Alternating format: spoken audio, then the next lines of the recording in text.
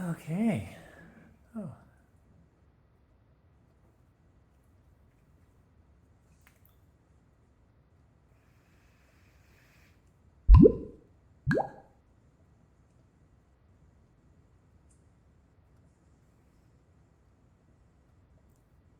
Can you guys hear me?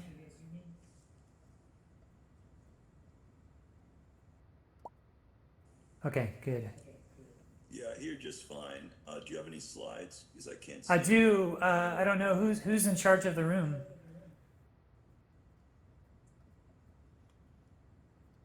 I don't know how to. We can hear a bit of an echo. Somebody may. Well, I think there's going to be a mute. Somebody, Okay. but um, usually there's a Sorry, way to I'm still mute at the school. I'm audience. going to turn my mic off.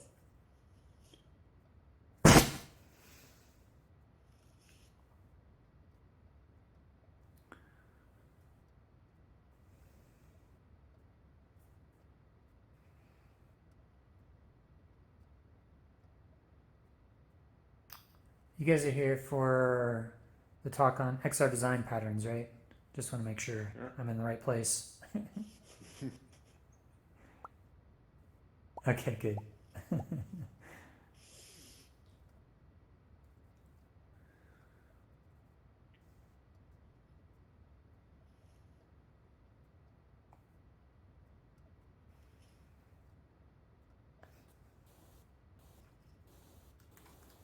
Ken? I wonder. I'm going to check something just to make sure.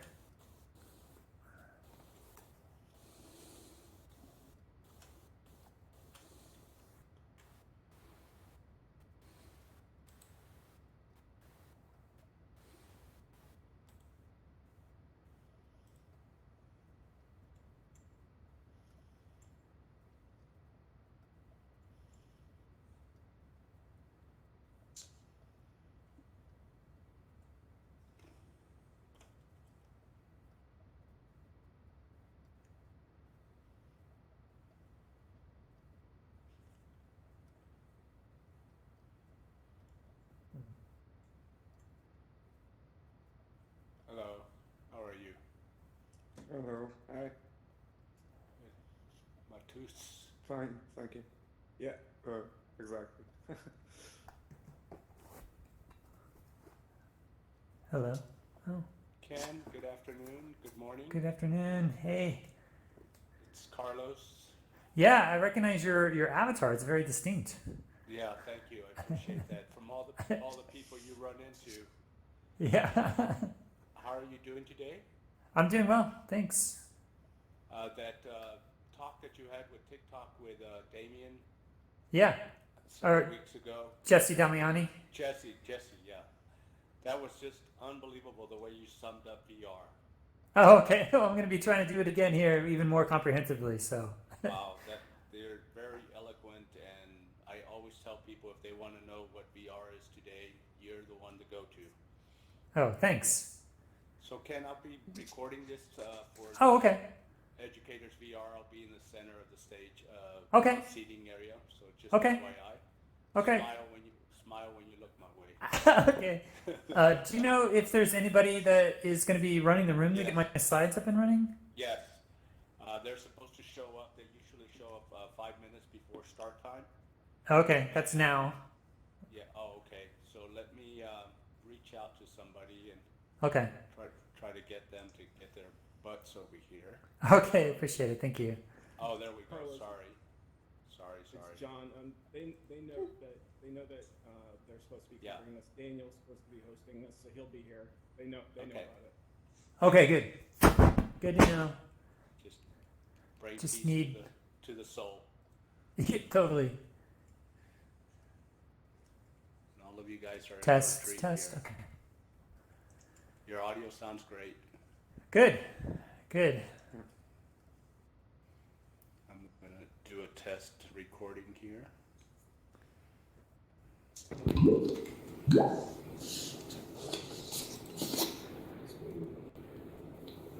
Can you hear me? Yes, we can hear you. Oh, I hear an echo. There's an echo, yeah. You have to put a headset on. I'll also be muting. I'm going to toggle mute just to testing.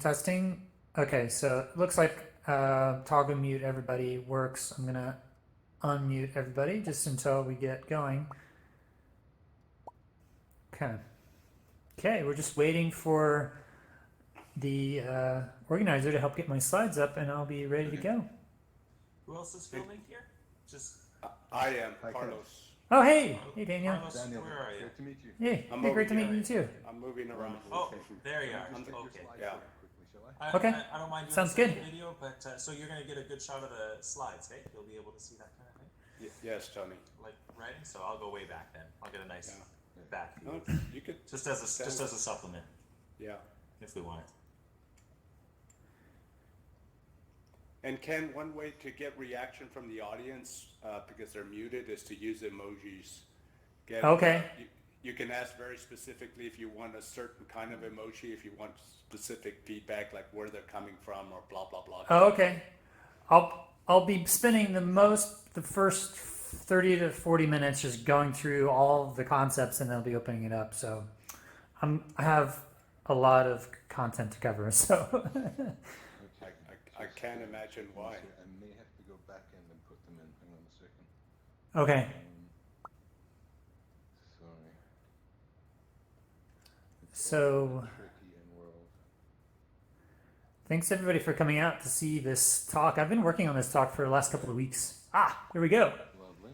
Let me see that I can control them before we start, okay? If it's okay, I'm gonna be controlling it. Oh, you can control? Yes, I have the slides. Excellent. Was that? All right, so who have we got here? Just before you start, Ken Bai, if I may, just say Oh, can you just make sure that I can advance the slides before you start that? I just want to make sure. Are you not able to? Well, when I push this, I'm seeing on this. Oh, okay. It's a little bit of. Does it work? Okay, yes, but I'm seeing a present view here. I don't know if you can get rid of that. I'm seeing the live view, so. Okay, you are. Okay. Okay. All right. Well, can everybody just confirm you can see the slides? Okay. Yeah, I can see it, Ken. Lovely. Okay. Perfect. Okay, go ahead. Wonderful. Okay, so here we are. Let me check in. We've got Performed Pickpocket or Reformed Tan TD Merce, Matteo Shallow, Paul, Sam, Keeley. I remember you. Wonderful. We have quite a good crowd here today. And no surprise it is, because if anybody knows Kent Bai and his prolific work on the podcast, the Voices of VR podcast, Kent, I listened to it on many days on the way to work. Let me just spin around here in the real world, sorry. On the way to work in my car, I listened to the Voices of VR podcast. I cannot believe how many interviews you actually get through all the time. You seem to go to a conference and come back with 20 or 30, 20 interview or even more. Absolutely. So I've learned a lot of what I know and some of the best discoveries in this space through listening to your podcast. And I'm super excited about your talk as well. Just before we start, is everybody okay? Give me some emojis. You excited about Kent Bai's talk here? Lovely. Okay. All right. I think, Kent, we're all ready. If you're ready, I'm going to make way and we're going to dive right in. Awesome. Thank you so much. And thank you so much, everybody, for coming out here today for this talk. I'm really excited about this talk just because this is really an opportunity for me to really unpack my own learning process.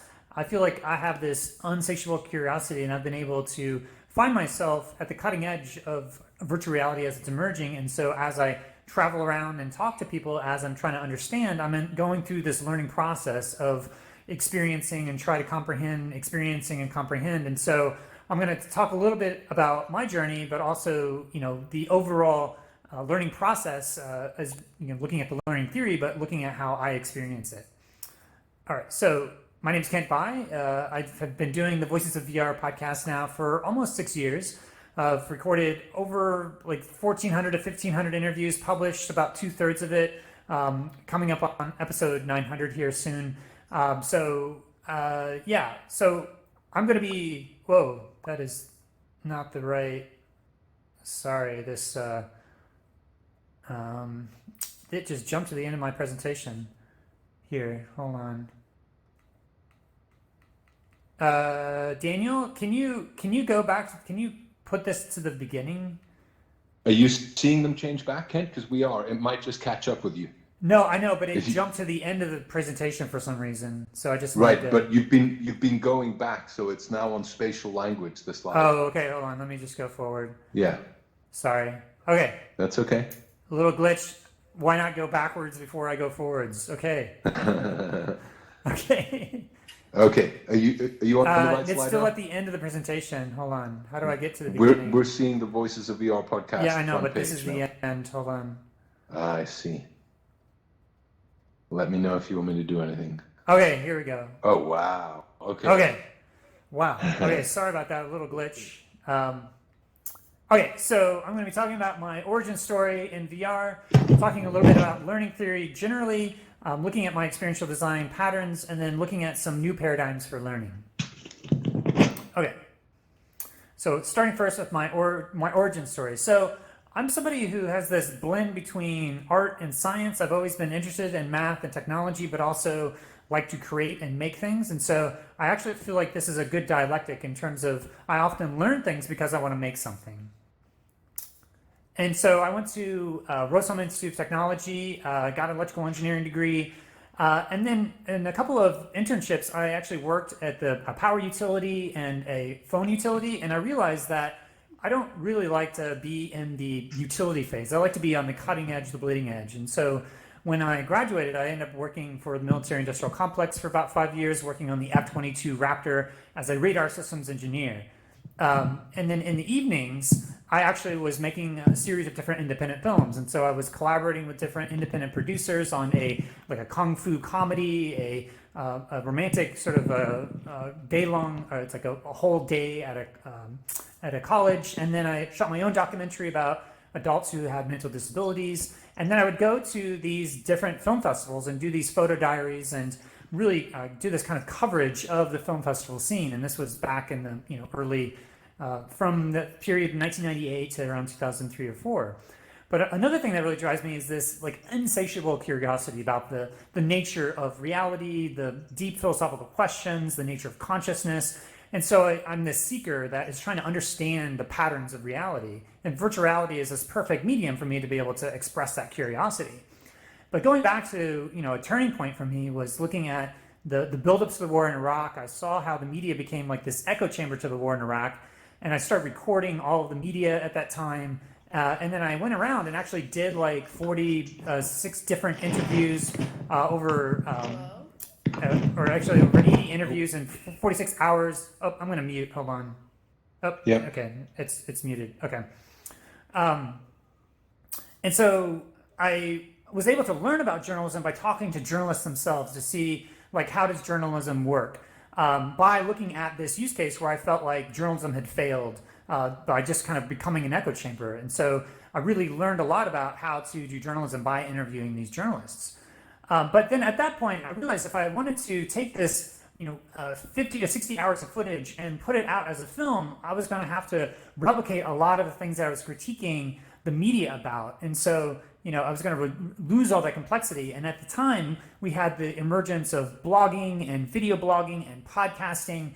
And so as I was like having all this footage, I started to like experiment with video blogging and podcasting, where I would like take audio and put it out onto an RSS feed. And eventually I started work for a Drupal open source content management system for Lullabot, and I started to go to DrupalCon. And at the DrupalCon 2009 in Washington, D.C., I went and did about 46 different interviews with different Drupal developers. And that's sort of the beginning of me going to conferences and covering what's happening in a community where so much was happening all at the same time. So that was called the Drupal Voices. So for me, I have this blend between the theory and the practice where I learn about a concept and I put it into practice. And I think there's this iterative process that everybody goes through as they're learning. And so I'm also like a bit of a maker. I like to create things. And so I was involved with these web technologies. But the problem was, and I think this is still true today, it's like, what is the lingua franca where you could write an application in one language and you can have it on all the platforms from iOS and Android and all the web browsers and Windows and Apple and Linux, you know, how could you like write one application and have it distributed to all these different places? And so I really like favored the web in a lot of ways, and there's things called Electron, and so I was like building different apps and kind of playing around, and I came across 3JS, and in 3JS, this is like a screenshot from like back in 2013, there's this thing called Effects/Oculus Rift, and this is kind of like the first time I had heard about the Oculus Rift, and I saw this like weird barrel distortion. I was like, what is this? And this must have been sometime in the time period around July of 2013 or up to December. I don't exactly remember when, but I remember like coming across this and maybe watching the Kickstarter, but I kind of forgot about it for a long while. So then I come back and go to a meditation retreat. I go and at the end of 2013, and I just like kind of unplug. And I come out of this meditation retreat with this like epiphanic insight of like, I need to look at this virtual reality thing. And so I go to the Oculus Rift Kickstarter. I say, okay, this is already finished. And I read the update, and they have this update at the end of 2013 saying, we are now shipping Oculus Rift's DK1s within 3 to 5 days. I basically like went to that page. I see, okay, I can order this. How much is it? 300. I see this little thing called Get Unity Pro. I was like, okay, what's Unity? I go to Unity's page and I see this, like you could write something once and have it on all these platforms. And I was like, oh my God, this is finally what I've been waiting for, being able to like write something once and be able to distribute it everywhere. So I was like, I'm going to make this app that's progressive web app that can be, you know, built for VR, but be able to responsively be shown on a web browser and shown on all the other platforms. So I bought the Oculus Rift on January 1st, 2014, 8:51 a.m. I got the receipts, and then within a week or so, I got the Oculus Rift. But in the meantime, I started to like dive into the Oculus community. Our Oculus on Reddit was this huge thriving. It was so exciting. Things were changing so quickly. Valve had just done the Valve Room. There was like VR experiences at Sundance for the multiple experiences at Sundance. You know, the first one was at 2012, but there was multiple experiences. There was CES. And then there was Somatic Bruce, who did this whole like top 20 Oculus Rift experiences from 2013. And I was really struck by watching that, how like of all the different games in virtual reality, the number 4 ranked by the community and by Somatic Bruce was this non-game. It was like this educational experience called Titans of Space. And so as I was waiting for my VR kit, the TK1, this was going to be the first thing that I experienced because I was like so excited to go into VR. And then, you know, there was CES, and you know, something like Bruce went, and then people like Reverend Kyle had his podcast, and so he was like, you know, this is probably one of the first VR podcasts I listened to, listening to something like Bruce talk about his experiences at CES. And then just like a couple of weeks after I got my VR headset, I went to the Global Game Jam and in Portland, Oregon from January 24th to 26th, 2014. And I go there, and there's this big room of people, and I hold up my Oculus Rift DK1 and I say, I want to build a VR game. Who can help me? And I got matched up with 2 people, Jesse and Yuri, who between them had 8 years of experience in Unity. And we built this shadow projection experience, which was essentially when you move your head, you have these 3D objects, but they're occluded, so you can only see the shadow. So you have to match up this 3D object with the shadow. So that the theme was you don't see how things are, you see how you are. And so anyway, we created this shadow projection. And I got so excited, I wanted to share it with everybody on Oculus Reddit, and I wrote up a whole like lessons learned by developing this, and then I created a playthrough video, and I posted it to our Oculus, and it was pretty much like crickets. There was like 1 comment and 7 people on each of the posts that said, and I was like, I realized, okay, I'm going to make something. If I want to be a maker, then I have to have, you know, some way of being able to get the word out there. Now, the good news is that it just didn't go out and die. Actually, Chris Miranda of InterVR saw my post, and he invited me on his podcast, and we had this big, long-ranging conversation about like how excited I was about VR. And then a month later, Mark Zuckerberg announces that Oculus is being like Facebook had bought Oculus, and the Reddit was just like up in arms. They're like, "What the hell is going on here?" And you know, there was a big podcast. Reverend Kyle had moved the road to VR. They had this whole podcast unpacking what's this mean. Henry Fuchs of IEEE VR was like less than a week later. He changed his entire keynote to talk about like why did Oculus come out of industry and why didn't academia be able to produce something like this, even though it was like theoretically possible for a long, long time. And so I wanted to be at IEEE VR, but I couldn't. And there was no journalist. And that was so striking to me that, you know, there was this big event, VR was exploding, and there's absolutely no journalists that were covering the academic scene and what was happening in academia. And so I followed religiously Sebastian Kuntz and his different tweets about VR, but it was a part of a catalyst so that there was a need to be able to bridge the academic world and the consumer world of VR. And then the very first gathering of developers was announced. It was on April 7th, 2014, and Somatic Bruce announced that the Silicon Valley Virtual Reality Conference was coming on May 19th and 20th, that they were having these 60-second pitches. So I signed up for a 60-second pitch, and I eventually decided that I was going to start a podcast, I was going to pitch this podcast to the community. And so I actually recorded 4 episodes. I talked to Everyday VR, who was an evangelist in VR, a lot of great videos. And then I actually followed up with a number of academics. My first 3 other interviews were Eric Hodgson's looking at redirected walking, Doc Ock, who was a big academic working VR for a long time, very popular in the Reddit, and Jason Gerald talks about different aspects of simulator sickness and presence. And so it was part because I wanted to hear more insights as to what was happening in the academic world in VR. And so I go to the Silicon Valley Virtual Reality Conference, big room of people, and I get up in front of everybody and saying, I'm going to do the Voices of VR podcast. I'm going to be doing interviews here. And so over the next 2 days, from May 19th and 20th, 2014, I ended up doing about 46 different interviews. And that was what really kickstarted the podcast. And since then, like I said at the beginning, I've recorded over 1,500 interviews. And so, you know, whereas I started really wanting to make stuff in VR, where I still want to make stuff in VR, but this process of learning and communicating with the larger community, it feels like I had a larger role to play that kind of went beyond what I wanted to create in the short term. And so that's kind of been my creative process, is doing these interviews. And so when I look at the creative process of this art and science, I have this insatiable curiosity trying to understand the deeper patterns of virtual reality, but also, you know, expressing myself through the creation of knowledge and the creation of conversations, experiencing things, and trying to understand the deeper experiential design patterns. All right, so that's a little bit about me and my own process. And so I took a step back and I wanted to look at, okay, what does the existing learning theory say today about how learning works? Because I have my own experience of how I learn. I have a very particular process for how I immerse myself, and I talk to people and I share it. And it's like a very iterative process. And so I wanted to see, okay, what is the foundations of how can I look at the learning theory to make sense of what my phenomenology and my own experience of learning is, but also try to extrapolate that out into some deeper learning principles that as experiential designers, you can start to unpack it and create different experiences that you can start to apply new ways of learning.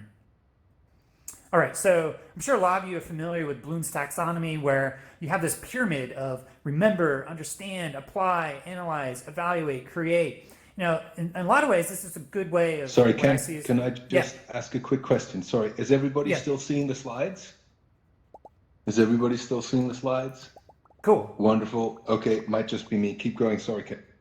Oh, that's such a bummer. You know, if you go to my Twitter, I do have the slides on my Twitter. So if you do lose it, you can go to twitter.com/KentBuy. The slides are uploaded to SlideShare if you want to follow along if you somehow lose a slide. So just FYI. All right.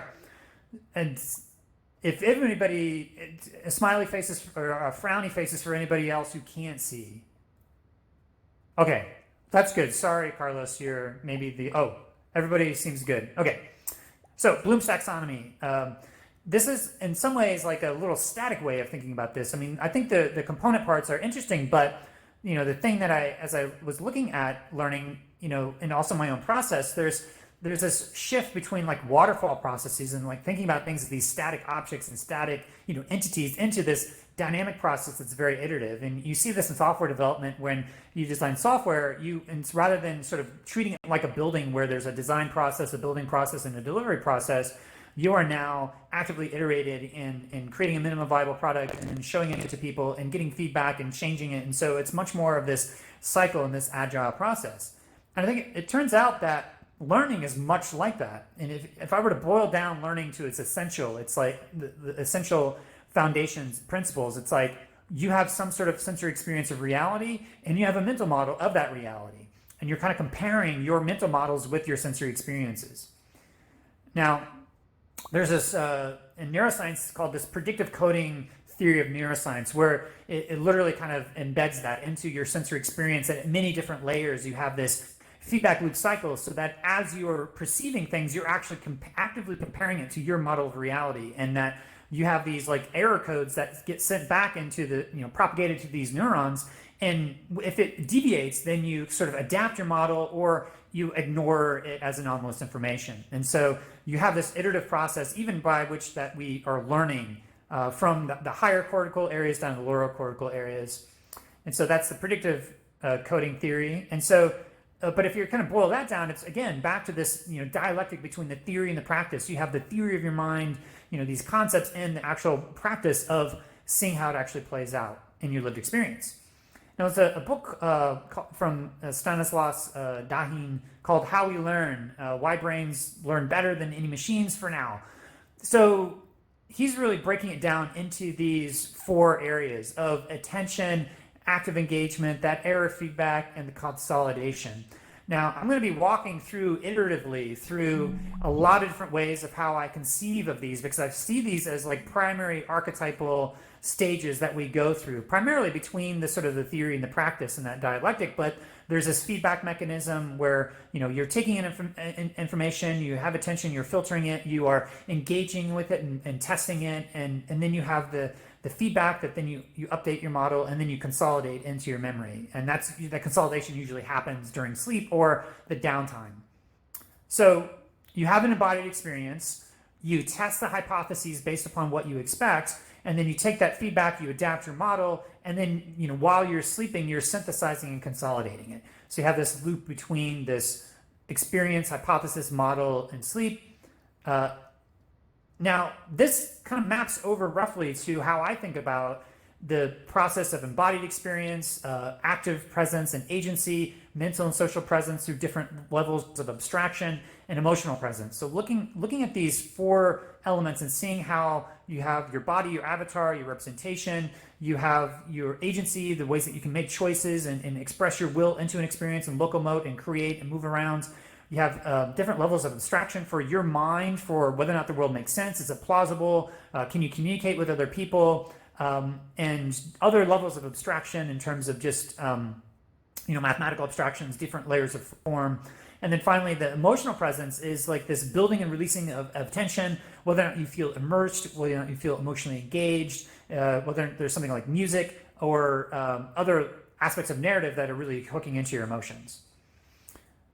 And so you can look at different communications mediums and see how there's like a center of gravity of each of these. And so you can look for like the fire element or the active presence, you have video games. And so you are using different levels of abstraction to be able to express your will into an experience, but you're able to, basically choose, well, the air element is a little bit of the choice. And so you're having concepts and then you make choices and you sort of take action. But this air elements, a lot of the mental social presence, those are like, the internet and the literature and phones, all the ways in which you get information, you communicate with other people, or you look at like a novel where it's literature, where everything is sort of abstracted. You can listen to the character's thoughts.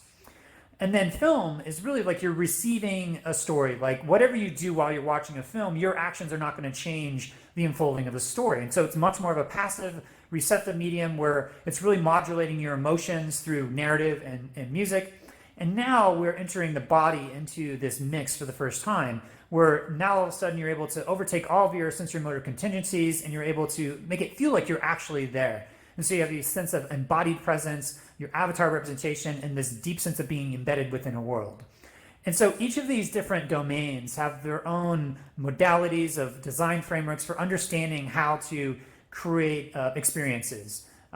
Game design and web design, interaction design. You have the cinematic storytelling of film, And in the embodied realm, there's also theater and architecture and other realms like that where you're sort of bringing all these things together. And the big task of VR is to synthesize all of these different modalities. And there's a center of gravity for each of them. All right, so boil down, there's your sensory experience, you're making an emotional immersion, and you're making choices and taking action. All right, so back to the embodied experience, agency expression, mental abstractions, and emotionally salient memory. Hopefully you can start to see some of the correspondences. Again, these correspondences are not like, scientifically proven. This is more of me as, taking my philosophy background and trying to make these different connections to see how we could, make sense of this. Okay, so there's this thing called the quadrivium, which back in ancient time would be the 4 basic disciplines that you would learn. You'd learn mathematics and geometry, music, and astronomy. And I could look at these different aspects, and you can look at mathematics as being like just number. And then geometry is number in space, music being number in time, and then astronomy being number in space and time. So really kind of boiling down to the essence of the abstractions of mathematics, the spatial dimension of the geometry, the dimensions of unfolding time and processes as they unfold in time through music or drama, through numbers in time, and then numbers in space and time is sort of a combined, like you're taking action within the world, and that's how astronomy is the study of that. So when I look at this, then it can sort of further abstract it into looking at different aspects of the architecture and embodiment in space, the objects moving through space, the abstract patterns and the forms, and the constants and dissonance cycles in time.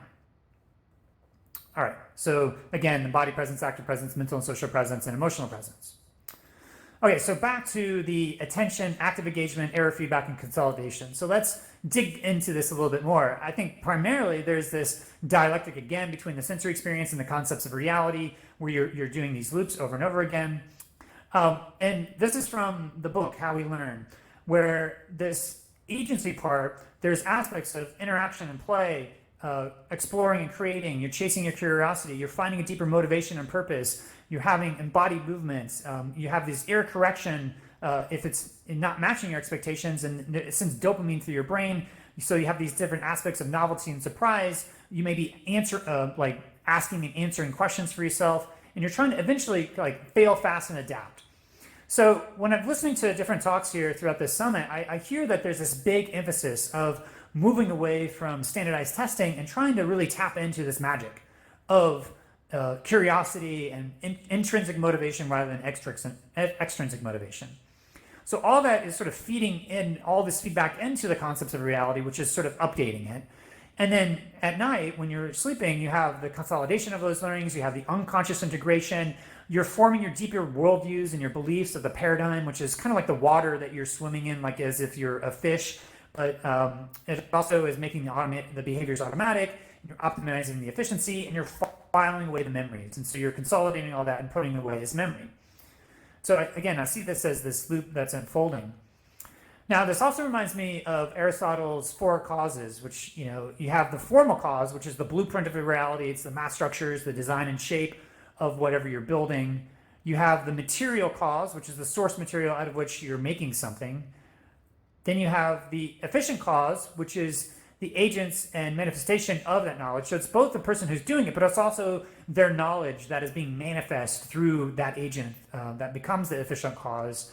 And then you have the final cause, which is the deeper purpose or intention for why it exists. And so in this case, it's a home, but it has a bit of this teleological impulse. So it's like there's this intention becomes a bit of a strange attractor or attractor in dynamic systems, where it becomes like this field that's pulling things towards a purpose and a goal. And I think in learning, you have this, you're not just learning just for the sake, you're learning because you want to make something, you want to build something. And so that whatever you want to do becomes that teleological impulse.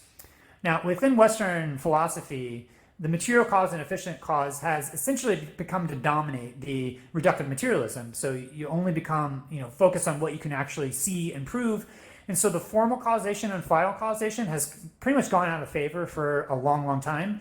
But I feel like with human experience, we can start to see these a little bit more clearly. That there is these, intentions and purposes that drive us towards a specific goal. For me, it's about learning. It's about this curiosity, and I see how much about how that concresces and coalesces with, as I go to these conferences. And the formal cause is interesting because, it's these deeper structures of math.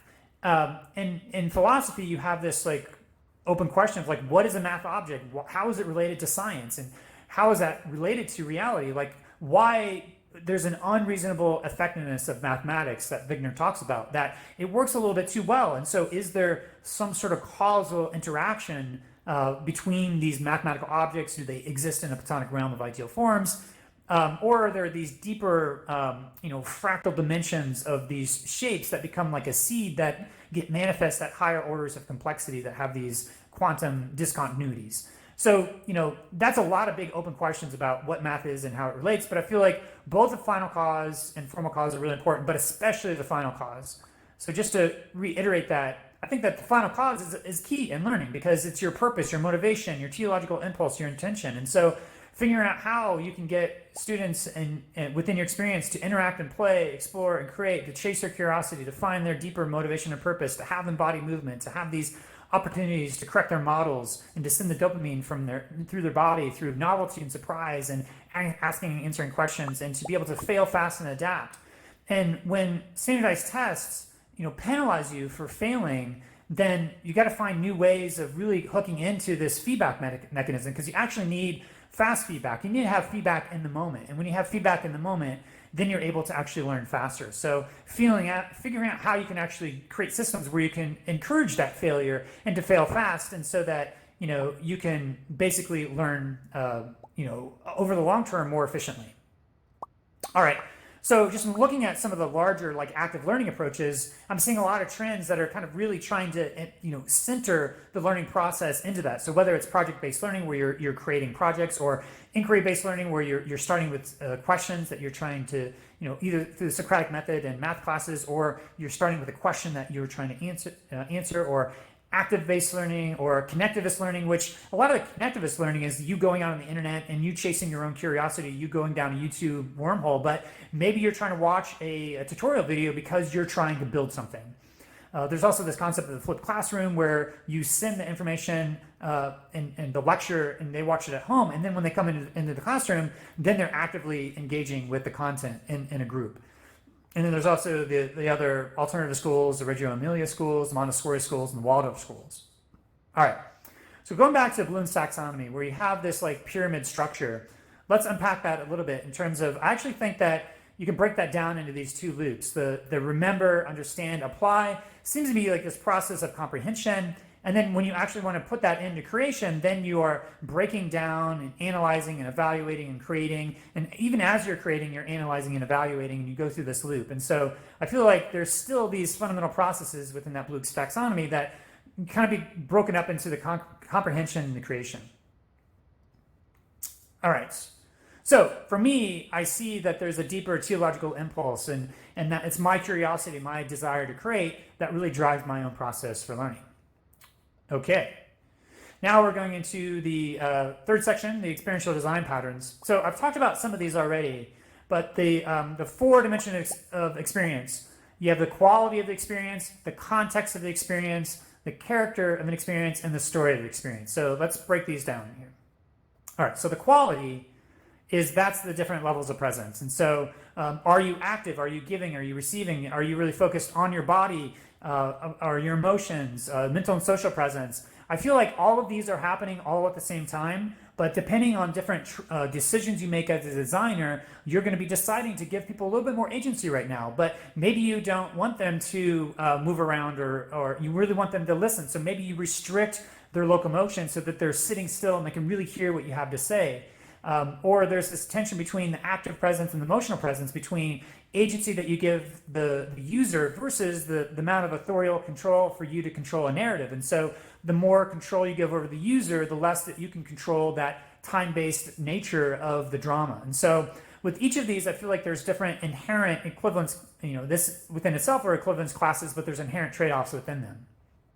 So as we think about that in learning, there's different modalities that you can start to learn by, whether or not maybe you want to learn by a video game. Maybe you need to have an embodied experience. Maybe you need to hear a story or a history, or have a deeper hook that really catalyzes your imagination. Or maybe you need to just have an opportunity to do a lot of research on the internet, or read a story, or communicate with your friends about it. So I feel like with each of these different communications modalities, they create different aspects of these different levels of presence. And with VR, you have the unique opportunity to start to match and blend all these different things together in new ways. So again, the making choices, taking action, the sensory experience, and the emotional immersion.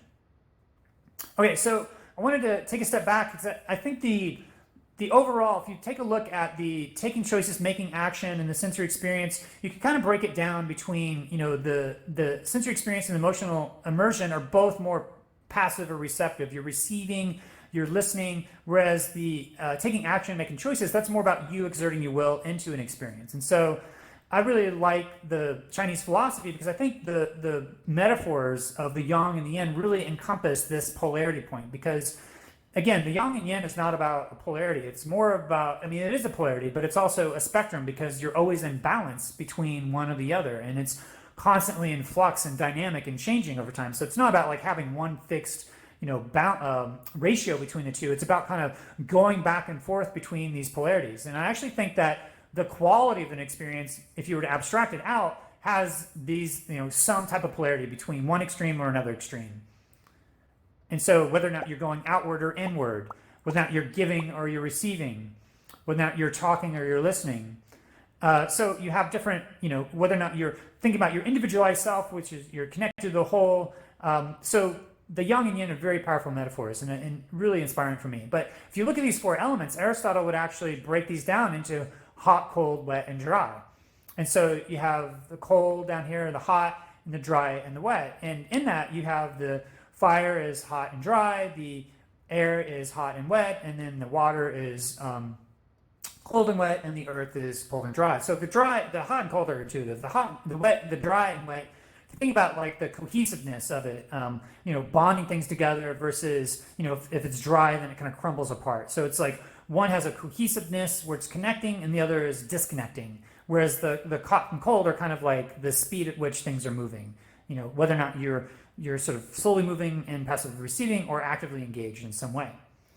So if we're to kind of map that over and kind of tweak those polarities, you can think about it in a little bit between this polarity between the receiving of the embodied experiences in the film and the participating of the the interactive the video games as well as the social aspects. So you also have this polarity between the self and the other, where there seems to be a little bit more of a focus on individual self when you're talking about a game and your agency as an autonomous individual, but also your embodied experiences, your phenomenological experiences are something that only you can experience. Whereas when you say go to a film, you're having like a collective experience of empathizing with other people, and you have this group experience of this empathy. Or you're on the internet and you're connecting with lots of other people. You hear a lot of people saying, "Oh, I'm really concerned about VR because it's going to like isolate people." Well, that may be good because we are. Well, I think that there is going to be social dimensions of interactions, but if you think about really effective immersive media, when you go see a film, you don't necessarily want to like feel like you're actively connected to people talking to them. You just need to feel their presence in the room. And I think in the same way, you have this embodied experience within VR, but that's like a shared experience that, I've done Beat Saber and I can say, okay, I have this experience with Beat Saber. And for anybody that's like, experienced Beat Saber, we are now connected to each other because we have this shared experience that we can only do within VR. All right, so again, those are the different levels of presence. So context. So context is a lot of things. It's your shared experience and language and history and values and worldview and beliefs and your own sense of what reality and causality are. It's who are the heroes, who are the enemies. It's the culture. Your age has different, times in which you grew up. The gender, ability, education, race, ethnicity, your country of origin, your religion. So each of these have specific languages and shared experiences. And VR has the ability to start to capture different aspects of this context that have been extremely difficult to capture before.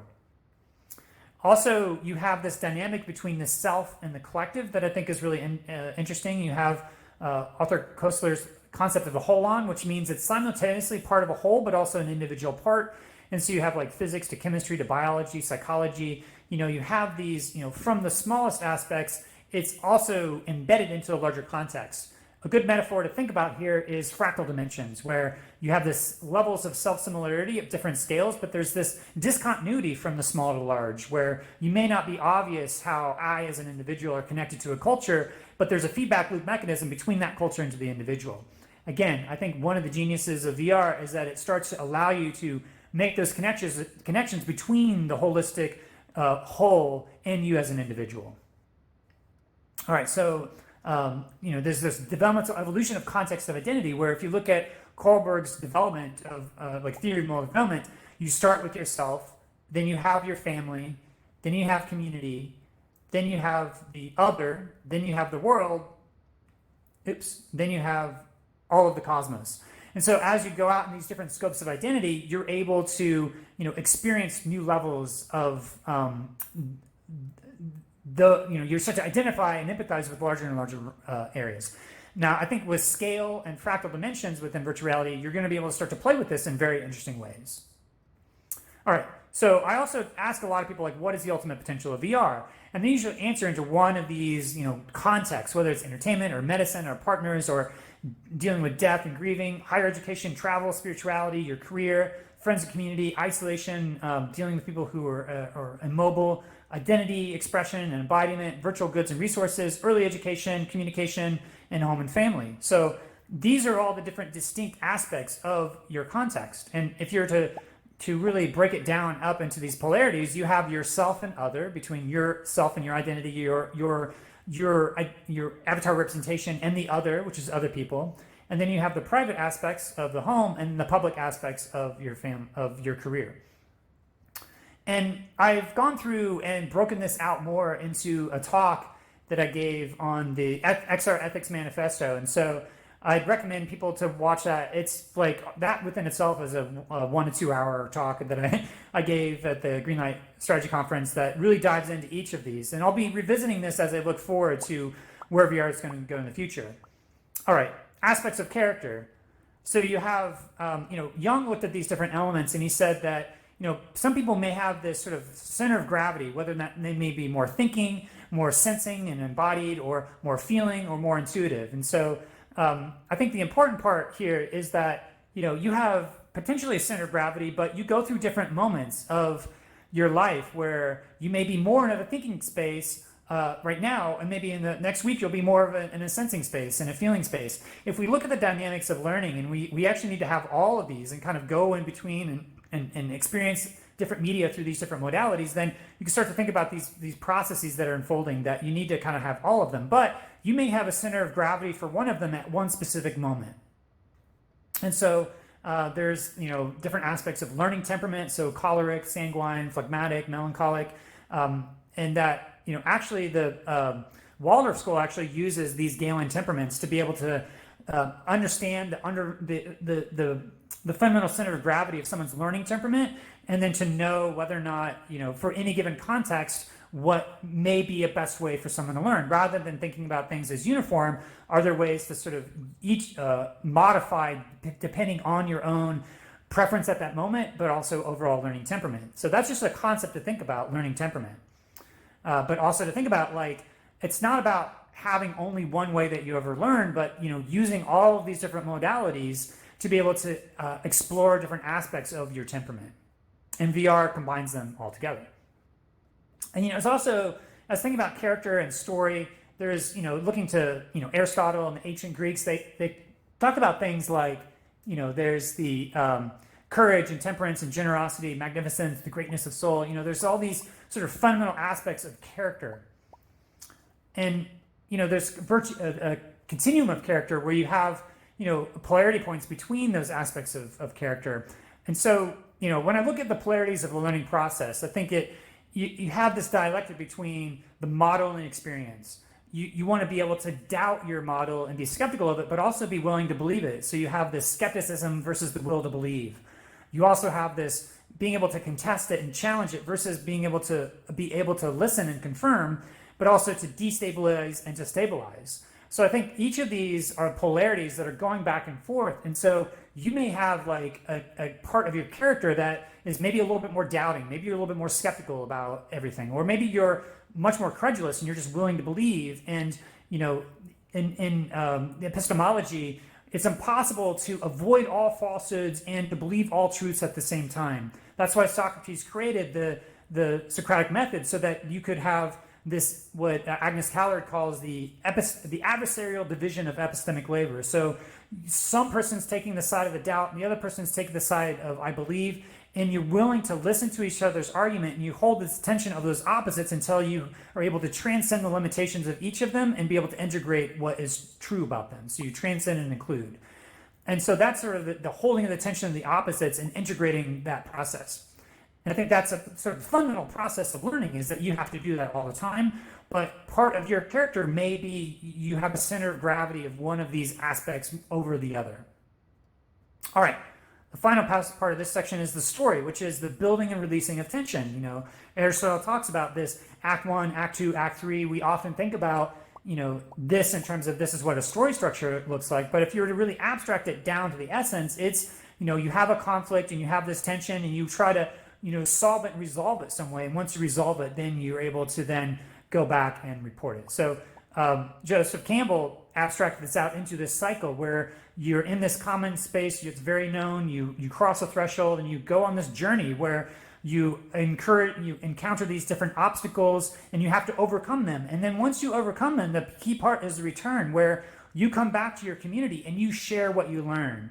And I think that's an important part of, you know, story and learning, is that you go on these journeys and you go through this like confusion, you get through it, you succeed, and then you come back and you share your story so that other people can learn from it.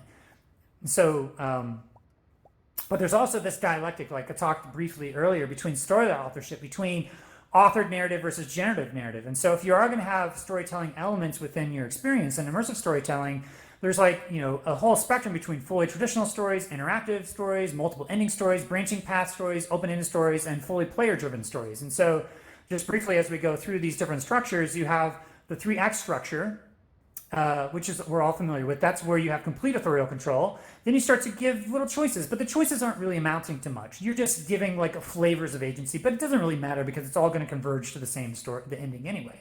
But you want to be able to give some people some agency. And then you move into the branching path narrative, where as each option you give is an exponential increase for you as an author for having to write that. So that's sort of like the worst of both worlds. But then you go into a sandbox, where it's more about object-oriented. You're creating a sandbox where you're creating these different interactions.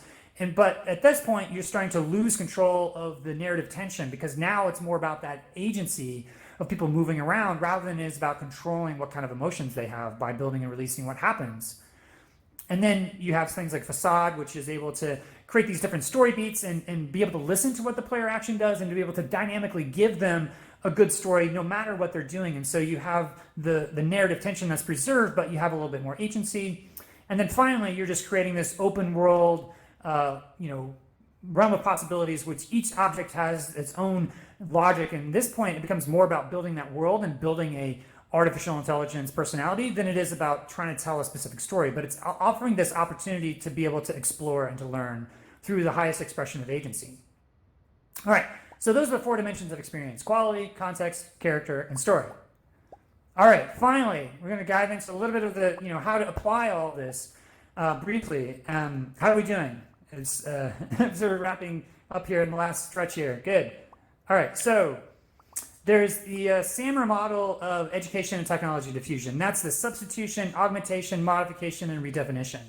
So you have all of these different aspects and capabilities of virtual reality. First of all, you try to do a one-to-one substitution to be able to do something better. Then you start to augment and be able to add a little bit new capabilities. But then you're able to move into this next phase of completely modifying what you're doing, and eventually you're redefining what's even possible. You'll be able to do things with virtual reality that were never possible before, so it wasn't even on your radar that could be a part of your journey of creating. All right, so a way that I like to think about this from substitution, augmentation, modification, redefinition is this metaphor of technology diffusion. As products go through initial genesis, a duct tape prototype, they prove out the idea, and then eventually it matures enough that it sort of does this quantum leap into this custom-built systems where you have enterprise applications, but they're only built for a specific use case, and it's highly bespoke. That's a lot of where VR is right now, is in this enterprise location. And then you go into, in some ways, crossing this chasm into this product where it's hitting the mainstream where you can buy VR. If you trace back VR back to the 1960s, you have the genesis of the idea. Then you have the very first custom built systems in the 90s. And then now we have a consumer product, but yet the software applications are still going through this diffusion of going back through these custom built enterprise applications. And then you have this slow migration of what is happening in the enterprise will eventually be available for everybody in their homes. And then eventually it'll be just a mass ubiquity and a commodity where, it doesn't matter what brand of VR headset you have. It just matters what types of experiences are made available. And so it becomes more of a utility, but it becomes like smartphones are today, which is, this mass distribution. And this isn't like set on a certain timeline. These are like discontinuous leaps into one phase into the next. So it makes it difficult to really understand what's happening, as well as the different iterations. And that was, by the way, by Simon Wardley. And Wardley also has these evolutions through multiple waves. And so you have the first, the DK1 and the DK2, and then the CB1, and then the Oculus Rift, and then the Oculus Quest, and then the Rift S1. So you have different ways in which these are diffusing out, and each iteration reaches a new phase of adoption where it'll reach 100% of adoption, but that doesn't necessarily mean that is in the mainstream. And so there's a lot of nuances between these two things, between the evolution of the tech diffusion out in the world and then the evolution of the technology itself, which goes through these kind of waves. So but these are really helpful, and Simon Worley has a great mapping program to be able to help make sense of this. All right, so I'm going to quickly go through different expressions of these different contexts, or kind of open up your mind for what may be possible in the future with virtual reality, because you have an expression of identity, embodiment. What's it mean for people to choose their avatar and to really specifically express what they look like? And maybe they have non-human expressions where they need specific neural inputs. And so they're actually using the neural inputs from their body to be able to be mapped out into specific avatar representations that allow them to do things that would only be possible in VR. The biometric data is going to be key in terms of, how can you start to take what's happening with somebody, look at their cognitive load, and be able to dynamically change the experience so that they have the highest optimized learning experience as they can. So how do you categorize what biometric data is out there, and how do you use that to be able to modulate what is happening within an experience? Early education. So this gets into replacing the existing aspects of what we're doing. And so maybe it starts with the Google Cardboard, where you're able to go into the New York Times or the National Geographic or YouTube VR and show a video that puts people into a context, and then you're able to then talk about that context. And so, but thinking about overall, like, what is early education going to look like if it's completely in VR? Then we have the concept of memory palaces, which is that when you're in spatial rooms, you can remember things more. So how can we start to use the spatial affordance of virtual reality to actually augment our memory and create personalized memory palaces of all space and time that we could each have a memory palace, but be able to share each other's learnings with each other, that you could walk into a room and see an architecture of a place and immediately get an intuitive insight into what this concept is about. Telepresence is going to be huge in terms of allowing you to connect to people around the world, do different exchanges with different people, but just to be able to practice different things as well, in terms of maybe if you're learning language, you want to have an immersion where you're talking to native speakers and you're able to do this exchange of learning. Data visualization is going to be absolutely huge. I think there's an enormous potential to be able to understand complex dynamics that up to this point were never really possible. When you have a spatialized architectural experience of data, you have a deep intuitive sense of what that means. I think there's going to actually create spatialized languages that are unique to VR. So think about film, how there's different montages and editing sequences and like the 180-degree rule. There's certain ways in which there's the language of film that's developed. What is that language going to look like in virtual reality?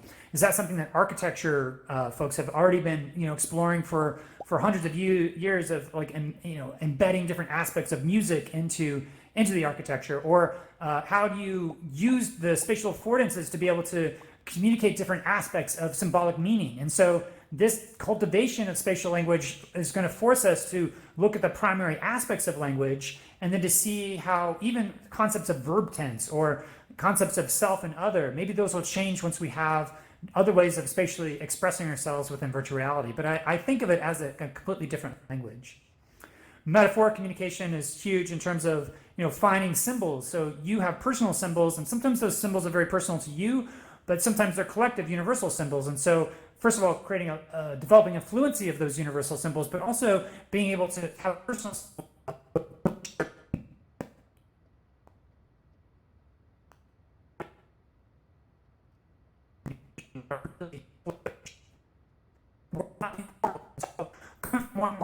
next. And so going to any point in history, you can actually take people to that context and to be able to see, okay, this is what it felt like to be here. The film 1917 takes you back to what it was like to be in World War I with the UK and the British.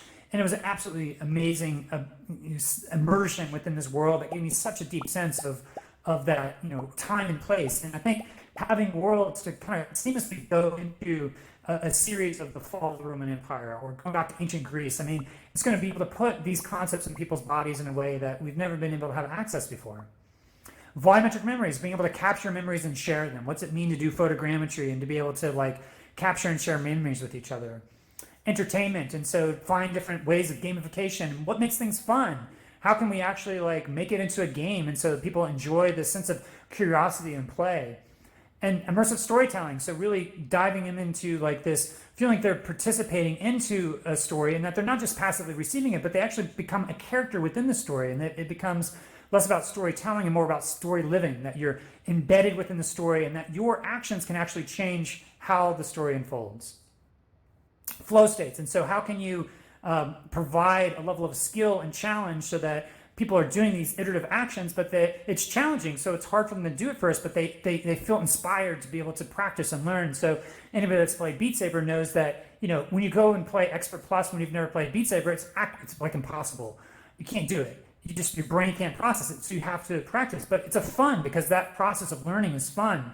That process of getting better is fun. And so I think, how can you cultivate this sense of a flow state, of having this high aspect of challenges, but also high ability, and do the game progression curve such that it's actually what they choose to do over and above anything else. Creativity and art. So, allowing people to actually, all right, so 2 minutes. Okay. I'm just going to try to wrap up here. So creativity, art, expressing yourself with art, principles of neuroplasticity, different ways in which that there's ways that you can rewire your brain. It's very plastic. Healing trauma, empathy and truth and reconciliation. So really actually being able to put yourself into other people's shoes and be able to feel what it feels like for them. And that's a simulation, and you're not actually feeling their experience, but you're able to feel the pain of their experience, and you're able to empathize with it and understand it and comprehend it and empathize. Grief rituals and finding ways to deal with death and loss and grief in new ways, invoking this sense of wonder and awe, comprehending complexity, understanding the nonlinear dynamics of aspects. Embodied cognition is such a huge concept. I could really do this really justifies a whole hour talk. But the fact that your brain doesn't just comprehend, it's your entire body. And so you have this feedback between the cognition and the giving and the receiving of different ideas. Cultivate new worldviews, higher education, breaking down the academic silos, aspects of spatial design, virtual screens for productivity, community, hanging out with friends, accessibility. So, I've done different talks on the ultimate potential of VR, and I've talked about these things. And so just to wrap things up here, I do think that virtual reality represents this completely new paradigm. So we have Kuhn in the paradigms, the structure of scientific revolutions that he wrote in 1962. He breaks it down into there's normal science, and then there's anomalies that come that then are initially rejected because they don't fit into the paradigm. But eventually those anomalies build up, and you have this crisis of the paradigm. And it actually takes the next paradigm to come in to solve those crises until the existing paradigm can be transcended. And I think that's where we're at right now. We see the limits of reductive materialism, the limits of substance metaphysics, and we need completely new ways of understanding the nature of reality and how to relate to each other. And I feel like virtual reality is going to help provide people embodied experiences with a lot of these different paradigm shifts. And so I've been thinking a lot about what are those things. And so you think about, one thing is the crossing of the chasm. So you have this early adopters to the early majority, you have this discontinuous jump. And that discontinuous jump, like mathematically, is kind of like this exponential explosion. So it's like things going viral. All of a sudden things just change. It's also like punctuated at equilibrium, where things move around at a certain equilibrium, and then all of a sudden there's this macro mutations that happen where all this stuff changes, but eventually it gets back to an equilibrium. This shift is like this quantum leap. It's this paradigm shift. It's like this revelation where you go from one understanding, one way of being, into this completely new one. And then finally, a couple of books to recommend. There's Process and Reality by Alfred North Whitehead, as well as The Dynamics of Transformation by Grant Maxwell. And Grant Maxwell traces the different principles of this emerging worldview into these 12 different aspects that I don't really have time to go into here, but I have covered some of them in terms of the qualitative aspect of time and these polarities and reconciling the third. So all of these things, Dynamics of Transformation does a great job of explaining them. So just you in the audience, you are going to be the ones who are creating these new worlds. You have the capability to inspire a whole new generation of people who are going to be continuing on this lineage. And so, I really encourage you to, try to take some of these experiential design principles and try to apply them into your classroom. All the slides are up on my Twitter, up on SlideShare. You can dig into it a little bit more. But I just wanted to thank you for joining me today. And if you want more information, check out twitter.com/KentBuy or Voices of VR podcast. So thank you. Everybody give it up for Kent Buy. Absolute legend, Voices of VR podcast. And can I say your slides are some of the most beautiful and information rich I've ever seen. Wasn't that an absolute tour de force through Kent's mind? I feel like, does anybody else feel a lot smarter suddenly? Kent, thank you so much for taking us right around. I feel like I've had a really in-depth philosophy lesson, in particular designed for XR. That was absolutely amazing.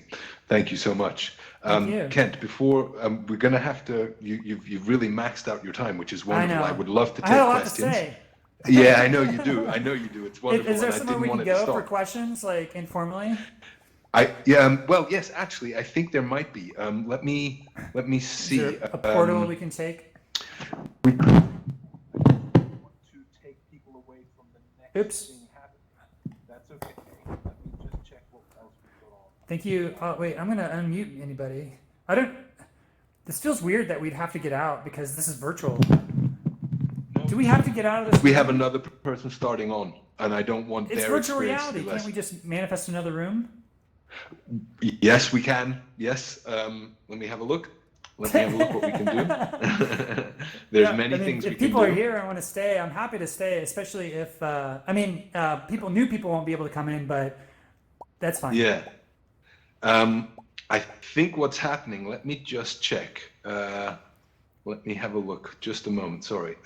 So that's fine. No worries. So we've got. Right. I can't tell if Spirit Cave would be beautiful. It would be beautiful. Andy, do you want to? Before we go anywhere, let me check if there is another session happening here, because I wouldn't want to take the audience from the next speaker, if you see what I mean. Let me just check that, please. Yeah. I understand. Okay. So my understanding. Was Ken, in the back of the room, out in the patio, there's a portal to a lounge that people can follow you to. And okay, well if people can stay here, I wanted to see if that'd be preferable, just so that we don't have a big break up. You don't make a portal or whatever. That's definitely happened to me before, where I didn't make the portal and it was devastating. Okay, I'm having a suggestion. We do have a social space that we can go to. I think, Andy, are you okay to throw a portal just next to the stairs, or even in front of the stage here? Is somebody able to? Andy, you okay to do that? Maybe I'll try and do that. Social space. I'll try and look for one. See if I can throw a portal here. Or I don't want to leave this space because I want to be in here for the next speaker. Yeah. Let me see if anybody can do that. Let me just have a look here. Maybe I'll do it and I'll come back. What about Zen Zone? Would that be good? Let me see. Events. Where's the social space? Where do I find If that? anybody wants to go to the social space, they can go down this hallway and take a right. There's a portal to the social space. Oh, okay. Yes. That's Yeah. right. Okay, right. Yes. Okay. You would go around the back. All right. Everybody, thank you for Kent Bai. Thank you to Kent Bai. Thank Thank you so you. much. Join him in the social space. Excellent, wonderful. Okay. There we go. I think there's another presentation. Where's the portal? Um, here it is. All right. Yeah. Here we go. Wonderful. Wow, he certainly has. I feel like he thinks for like 5 or 10 people. That's quite amazing. The speed at which he can communicate concepts with ease and clarity.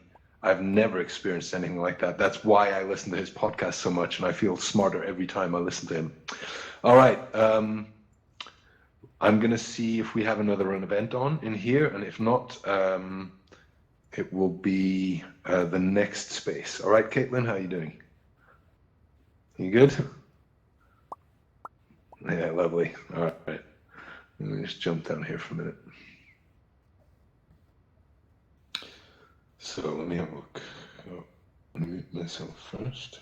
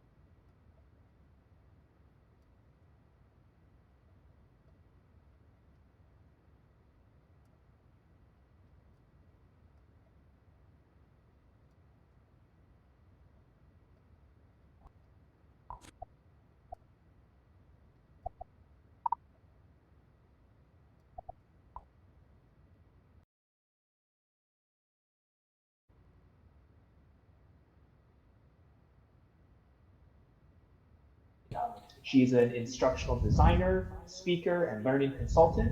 And last year, she just finished her master's in educational science and technology at the University of Twente in the Netherlands.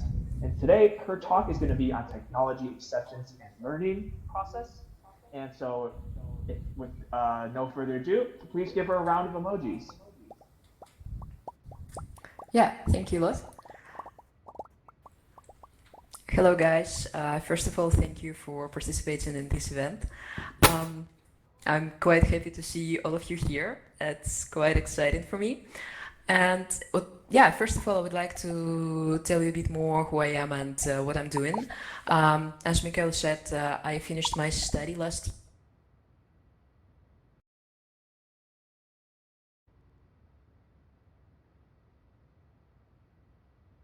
Technology acceptance of VR training of university students. Right now, I'm, let's say, self-sustaining or freelance educational scientist, learning consult, and learning and development specialist. So this is my main field of interest, I would say. And I really love new technologies. And today I would like to tell you a bit more about my research. And let's get started. If you will have any question, I will ask you to write it down somewhere or just remember it. And at the end of my presentation,